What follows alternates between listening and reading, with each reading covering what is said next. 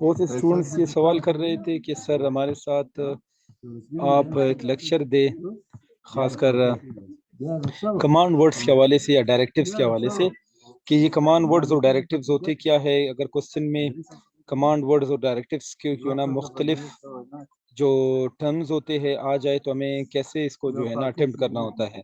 सबसे पहले हमारे पास जो है ना ढेर समझना पड़ेगा कि हर क्वेश्चन में आपसे जो है ना मुख्तलिफ पहलुओं पे पूछा जाता है, तो हर चीज़ का अपना एक मतलब होता है। अगर वो आपसे एनालाइज का पूछता है तो आपने एक अलहदा काम करना होता है, एक्सेस पे आपने कुछ और करना होता है। इसी तरह criticize, compare, contrast, define and ये लिस्ट जो है ना नीचे चलती रहती है। सो जब भी आप आंसर करते हैं किसी भी एग्ज़ाम के क्वेश्चन को, ये इजी है कि आप जो है ना बहुत से वक्त जो है ना मिसरीड कर जाते हैं सिंपल आंसर को, और उसको गलत तरीके से आप आउट करते हो, क्योंकि आपकी जो आर्गुमेंट्स होते हैं वो लॉजिकल भी होते हैं, थॉटफुल भी होते हैं, अच्छे रिसर्च से भी होते हैं, लेकिन आप जो है ना एग्जामिनर के मकसद को नहीं समझते हैं और आप उसको जो क्वेश्चन है उसको अच्छी तरह से रिस्पॉन्स नहीं करते हैं। इसी वजह से आपके जो स्कोरिंग जो है ना पेपर होता है वो आप स्कोर के एक्सपेक्ट भी करते हो कि मैंने अच्छा पेपर अटेम्प्ट किया है, फिर भी उसके बावजूद मेरा स्कोर अच्छा नहीं आ रहा है। वो दरअसल सबसे बड़ा मसला ये होता है कि एग्जामिनर जब भी मार्किंग करता है तो वो क्वेश्चन को देखता है कि मैंने कौन सा क्वेश्चन पूछा था और उसमें स्टूडेंट को क्या करने को कहा था, आइदर स्टूडेंट ने वो काम किया है या नहीं, ये सबसे ज्यादा देखा जाता है। सो आपको जो है ना बहुत सारे ऐसे जो है ना सीरियस मार्क्स फिर नहीं मिलते हैं जो आपको जो है ना चाहिए होते हैं या जिससे आप एक्सपेक्टेशन कर रहे होते हैं। बाज़ औक़ात बच्चे पेपर करके निकलते हैं, कहते हैं काफ़ी अच्छा पेपर हुआ, पर जब रिज़ल्ट आता है तो वो काफ़ी डिसअपॉइंट होते हैं कि पेपर जो है ना अच्छा था, लेकिन मेरे स्कोर इतने नहीं आए। दरअसल वहाँ पे सबसे बड़ा मसला यही होता है जो स्टूडेंट करते हैं। तो आते हैं अपने आज के लेक्चर की जानिब। सबसे पहले हमारे पास जो है ना इंस्ट्रक्शन के जो वर्ड्स होते हैं, पहला जो वर्ड होता है एनालाइज़। कोई भी क्वेश्चन होता है तो वहाँ पे एंडिंग में आपको लिखा जाता है कि एनालाइज़। यहाँ पे इसका मतलब ये है कि आप जो है ना अपार्ट एक आइडिया लें, कॉन्सेप्ट और स्टेटमेंट या एग्जामाइन करें, जो है ना क्रिटिसाइज करें, ठीक है, उसके सब पार्ट को इन डिटेल में। और आपको चाहिए कि आप जो है ना मेथोडोलॉजी और लॉजिकल रहे। मेथोडोलॉजिकल और लॉजिकल का मतलब ये कि आप उसके जो है ना थ्रू प्रॉपर जो है ना स्टेप बाय स्टेप तमाम काम करें। ठीक है, जो भी स्टेटमेंट आप देते हैं या जो भी आप एग्जामाइन करते हैं ना, तो उसको क्रिटिसाइज करें, उसके सब पार्ट्स को भी डिटेल में, यानी हर एक हिस्से को जो है ना वन बाय वन आप डिस्क्राइब करके बताएं और उसको जो है ना एनालाइज करें। जैसे कि फॉर एग्जांपल अगर आप बात करना चाहते हैं ना कि यूक्रेन रशिया वॉर पे ना, तो उस पे अगर आप अपनी एनालिसिस पेश करते हैं तो आप एनालिसिस करेंगे, उसके सब पार्ट्स की भी जो है ना आप क्रिटिक्स करेंगे, देखेंगे कि कौन कौन से फैक्टर है जो कि जंग में शामिल हैं, कौन कौन से फैक्टर की वजह से ये जंग हुई, उन तमाम को जो है ना आप एनालाइज करेंगे और तमाम जो है ना एनालिसिस करके एक आप जो है ना लॉजिकल और मेथोडोलॉजिकल मेथड से इसको हल करेंगे। दूसरा आपके पास होता है एसेस। क्वेश्चन के एंड में होता है कि असेस दिस। तो आपने जो है ना आपको क्या करना होगा, डिस्क्राइब करना होगा टॉपिक्स के पॉजिटिव और नेगेटिव दोनों एस्पेक्ट्स। पॉजिटिव और नेगेटिव दोनों पॉइंट्स आपने बयान करने होंगे और आपने यहाँ पे एक यूजफुल और सक्सेसफुल तरीके से इसको जो है ना डिस्क्राइब करना होता है, जो कि उसका जो है ना आपने अनबायस्ड होकर बताना है। यानी आपने जितने भी नॉलेज है आपके पास, ठीक है, कंसीडर उसको कंट्रीब्यूट करे, इवेंट्स को उसके जो है ना बताए, उसके प्रोसेस को बताए। और यहाँ पे जो है ना इम्पोर्टेंट थिंग यही है आपके लिए, ठीक है, क्योंकि आपने उसके दोनों एस्पेक्ट्स बताने हैं, गुड और बैड दोनों, और फिर एंडिंग जाकर जो है ना दोनों के कॉम्बिनेशन में जाकर कंक्लूजन देना है। तीसरा आपके पास है क्रिटिसाइज। जब भी आपके पास जो है ना वर्ड आता है क्रिटिसाइज का, बिल्कुल भी ये मतलब नहीं है कि आप उस पे आर्च तनकीद करें, बल्कि इसका मतलब आसान ये है कि आप उसके जो टॉपिक्स में मिस्टेक्स है या टॉपिक्स में जो कमजोरियाँ वीकनेस होते हैं ना, तो उसको आप एक फेवरेबल एस्पेक्ट से देकर उस पे जो है ना आप एक तनकीदी जायजा दें कि इन कमजोरियों की वजह से ये चीज बेहतर नहीं हो पा रहा है, या इन कमजोरियों इन वीकनेसेस की वजह से ये चीज मार्केट में उस तरह कम्पीट नहीं कर पा रही है। तो आपने एक बैलेंस्ड आंसर यहाँ पे देना होता है। और यहाँ पे जो है ना आपको इन्वॉल्व करना होगा कुछ एनालिसिस फर्स्ट। पहले कुछ एनालिसिस देने होंगे ना कि माजी में ये चीज इस तरह थी, आज के दौर में ये है, ठीक है, और आगे जाकर इसमें ये बनेगा। सपोज अगर आपको क्वेश्चन आता है ना कि discuss the E government in Pakistan, तो आप ई गवर्नमेंट की जो है ना उसके जो वीकनेसेस है उस पर डिस्कस करें। अब ही गवर्नमेंट जो है ना नहीं चल सकती है पाकिस्तान में। वो क्यों नहीं चल सकती? देखिए, नेट का इश्यू है, तमाम जगहों पे नेट अवेलेबल नहीं होता है, और भी इसमें दीगर जो है ना हमारे पास ऐसे आलात है या ऐसे जो है ना हर्डल्स है जिसकी वजह से नहीं हो सके, तो आप इन चीज़ों को देख कर करवा सकते हैं। उसके बाद हमारे पास है कंपेयर। कंपेयर जो है ना, आपने देखो ना, दो चीज़ों को मुवाजना करना है। आपने आपको जो सवाल दिया उसकी सिमिलरिटीज और उसके डिफरेंसेस जो है ना, बैलेंस तरीके से ऑब्जेक्टिव आंसर में जो है ना रिक्वायर्ड होते हैं।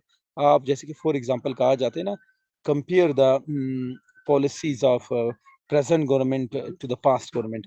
तो अपने कंपैरिजन करनी होगी इनकी, कि इस गवर्नमेंट की जो है ना ये अच्छी पॉलिसियाँ है, प्रीवियस गवर्नमेंट की ये अच्छी पॉलिसियाँ थी, तो दोनों को पैरेलल लेकर चलना होता है। कंट्रास्ट में जो है ना आपने एम्फसाइज़ करना होता है, डिफरेंसेस बताने होते हैं। 2 चीज़ों के 2 मुख्तलिफ जो है ना तराजू बनाए बताते हैं, ठीक है?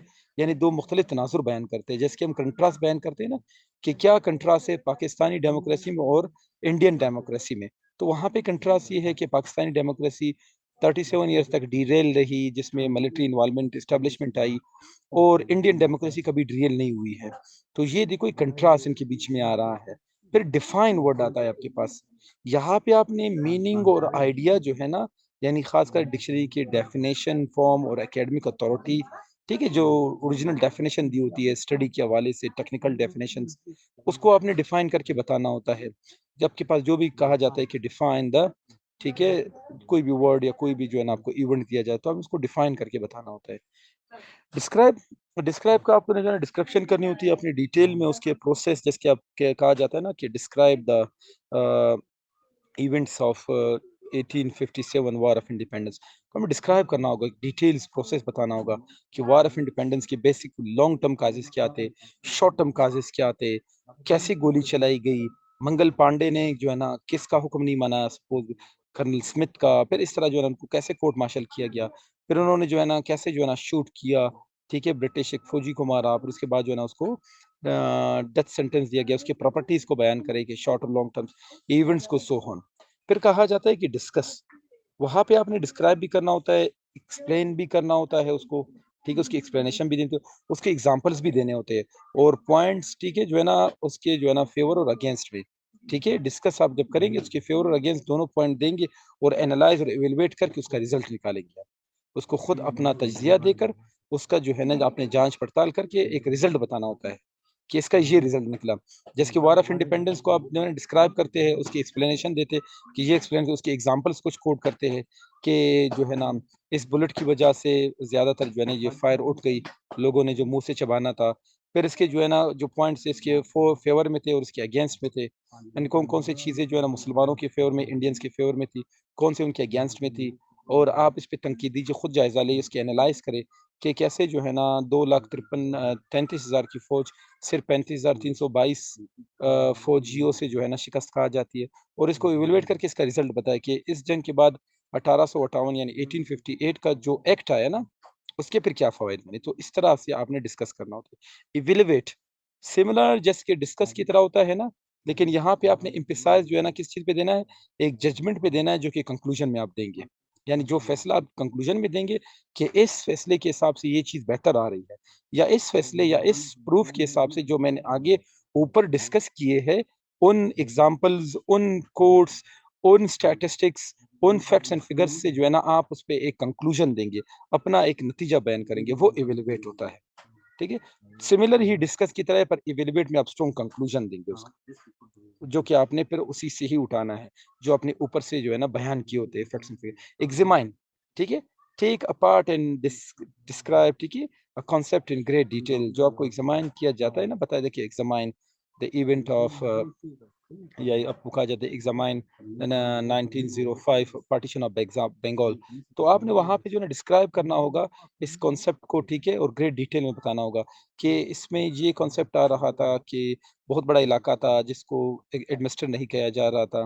उसके एडमिनिस्ट्रेशन में मसला आ रहा था। उड़ीसा में जो है ना फ़ीमेन आया था, और ग्रेट फ़ीमेन की वजह से बहुत सारे लोग भी मर गए थे। और एक एरिया उसका जो है ना जिसका बंगाल था, ठीक है? ईस्टर्न बंगाल, वो हमारे पास जो था एग्रीकल्चर था वहाँ पे ज़्यादा, और वेस्टर्न बंगाल में जो है ना इंडस्ट्रीज़ थी। तो आपने जो है ना इस तरह की उसकी डिटेल बतानी होगी, और इसमें ये बताना होगा कि आपने जो है ना ये British divide and rule policies भी थी कि मुसलमानों और हिंदुओं के बीच में कुछ ग्रीवेंसेस ऐड किए जाएं। अच्छा, एक्सप्लेन, यहाँ पे आपने डिटेल देने होंगे, रीजंस बताने होंगे उस आइडिया के हवाले से जो आपको दिया जाता है, ठीक है, उस प्रिंसिपल के हवाले से या उस रिजल्ट के हवाले से या जो भी सिचुएशन आपको दी होती है, ठीक है, और जो एटीट्यूड होता है सो ऑन। तो आपको चाहिए कि आप यहाँ पे कुछ एनालिसिस भी दें, एक्सप्लेन करके उसकी एनालिसिस भी दें, डिटेल उसके जो रीजंस होते हैं। फॉर एग्जांपल जो है ना, explain the causes of global warming. तो आपने कुछ उसके डिटेल बताने होंगे कि कौन कौन से फैक्टर्स ग्लोबल वार्मिंग में शामिल होते हैं, ये कैसी होती है, क्यों होती है।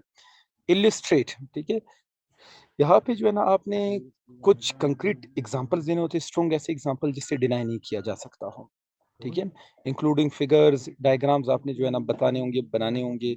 इलिस्ट्रेट जो है ना आपने यूजुअली जो है ना ऐड करता है आपके अनदर जो है ना इंस्ट्रक्शन को भी, कि आपने वहाँ पे बयान करके उसके डायग्राम्स के जरिए से उसके ऐसे एग्जांपल जिससे कोई भी इनकार नहीं कर सकता हो ना करे, ये जो है ना आपने फिर इलिस्ट्रेट में करना होता है। इंटरप्रेट, एक्सप्लेन और आपने कमेंट करना होता है सब्जेक्ट के ऊपर, ठीक है, जो आप जजमेंट करते हैं, जिसके एवेल्युएशन में आप करते हैं, ठीक है। जस्टिफाई, जस्टिफाई के लिए जब आपको वर्ड आ जाए जस्टिफाई, तो वहां पे आप जो है ना रीजंस देंगे, ठीक है, और सपोर्ट करेंगे वो स्टेटमेंट जो दिया होता है, ठीक है।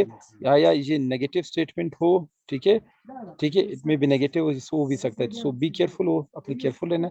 अगर नेगेटिव स्टेटमेंट हो तब भी आप उसको जो है ना जस्टिफाई के लिए, जैसे for example, justify two nation theory in the light of 1971 Pakistan and Indian war and the separation of Bangladesh. तो इस चीज को आपने जस्टिफाई करना होता है ना। टू नेशन थ्योरी को आप कैसे जस्टिफाई करेंगे? आप कहेंगे कि टू नेशन थ्योरी जस्टिफेबल है क्योंकि वो जो सेपरेशन ऑफ बंगाल था पाकिस्तान से, ईस्टर्न विंग का कट ऑफ होना नेशनलिज्म के बेसिस पे हुआ था, रिलीजन के बेसिस पे नहीं था। तो यहाँ पे देखो, आप टू नेशन थ्योरी को जस्टिफाई कर रहे हो ना, उसके फेवर में आ रहे हो कि टू नेशन थ्योरी तो अपनी जगह पे एज इट इज है, जैसी थी, ठीक है। इसके बाद आपको दिया जाता है लिस्ट। लिस्ट में फिर आपने जो है ना, जो एटमाइज्ड होता है ना, जितने भी आइटम होते हैं आपने प्रोवाइड, जितने भी उसके सीरीज ऑफ पार्ट्स होते हैं, उसके रीजंस होते हैं, या उसकी क्वालिटीज होते हैं, या उसके सब ब्रांच होते हैं, या उसके माइनर एडिंग्स होते हैं, सब एडिंग्स होते हैं, पॉसिबली आपने एक डिटेल में जो है ना टेबल में आपको जो है ना लिस्ट में बताने होते हैं। अच्छा, प्रोवाइड एंड, ठीक है, proof, sorry, prove and disapprove. अच्छा जी, प्रोवाइड करने होंगे आपने एविडेंस उसके अगेंस्ट में, उसके फेवर में, और डेमोस्ट्रेट करना होगा लॉजिकल आर्गुमेंट और रीजनिंग देखनी होगी। यानी आप जो भी स्टांस लेना चाहते हैं कि प्रूफ करना चाहते हो या डिसप्रूव करना चाहते हो किसी चीज को, तो आप जब भी करोगे तो आपने ऐसे जो है ना साइंटिफिक मेथड अपनाना होगा। साइंटिफिकली जो है ना तरीके से, फिलोसफिकल मेथड से आपने किसी चीज को प्रूव या उसको जो है ना डिसअप्रूव करना होता है। रिलेट, रिलेट में आपने एम्फेसाइज करना होता है, लिंक्स करवाना होता है पास्ट के इवेंट से, प्रेजेंट के इवेंट से, ठीक है, और फ्यूचर से उसको जो है ना रिलेट करना होता है। कनेक्शन बनाने होते हैं, उसके एसोसिएशंस बनाने होते हैं, ठीक है, उसका गठजोड़ बनाना होता है, प्रॉब्ली खासकर कुछ ना एनालिसिस भी आपने करनी होती है। रिव्यू, एनालाइज करना होता है आपको, यहाँ पे कमेंट करना होता है, अपने ब्रीफली इस पे कमेंट देनी होती है, बड़े ब्रीफ जो है ना आपने कमेंट करना होता है। ऑर्गेनाइज आपने सीक्वेंस वाइज से करना है, जितने भी सेंटेंसेज होंगे आपके, ठीक है, पैराग्राफ्स और लिस्ट होंगे, और मेन एस्पेक्ट आपका जो सब्जेक्ट का होगा आपने वही करना होगा, उसके रिवाइव करना होगा, देखना होगा, जो रिव्यू होती है आपकी। स्टेट, ठीक है, यहाँ पे आपने रिलेवेंट पॉइंट्स ब्रीफली बताने होते हैं, जो उसके रिलेवेंट पॉइंट्स होते हैं, जो इरिलेवेंट होते हैं या थोड़े से उससे जो है ना ज्यादा कनेक्टेड नहीं होते हैं, उसको अपने अवॉइड रखना होता है। यहाँ पे आपने जस्ट टू द पॉइंट और खास जो उसकी जरूरत की चीजें वो बतानी है। यहाँ पे आपने जो है ना लेंथी डिस्कशन और मेजर डिटेल्स नहीं देनी होती है, ठीक है, सिर्फ टू द पॉइंट आपने देना है। सजेस्ट, आप यहाँ पे